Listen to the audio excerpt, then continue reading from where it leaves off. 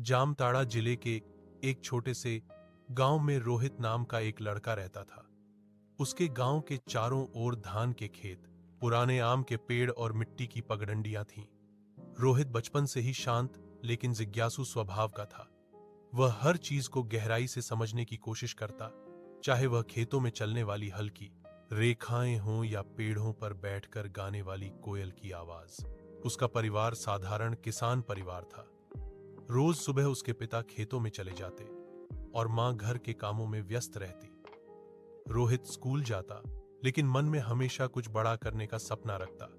उसने कई बार अपने दोस्तों से कहा था, हमारा जामताड़ा सिर्फ नेटवर्क और खबरों के कारण ही नहीं, किसी अच्छे काम से भी पहचाना जाना चाहिए। स्कूल के बाद रोहित अक्सर एंच 114, जो पुराने समय में एंच 33 का हिस्सा मानी जाती थी, के पास बने बस स्टैंड पर बैठकर गुजरती गाड़ियों को देखता। गाड़ियों के नंबर पढ़ना, नए राज्यों की पहचान करना और लोगों के व्यवहार को देखना उसका शौक था।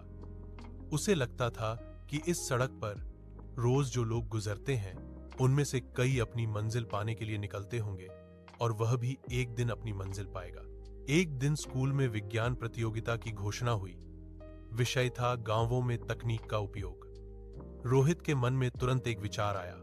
उसने सोचा कि अगर वह ऐसा मॉडल बनाए जो किसानों को मौसम की जानकारी, बीजों की किस्म और बाजार भाव बताने में मदद करे, तो गांव के लोग काफी लाभ उठा सकते हैं।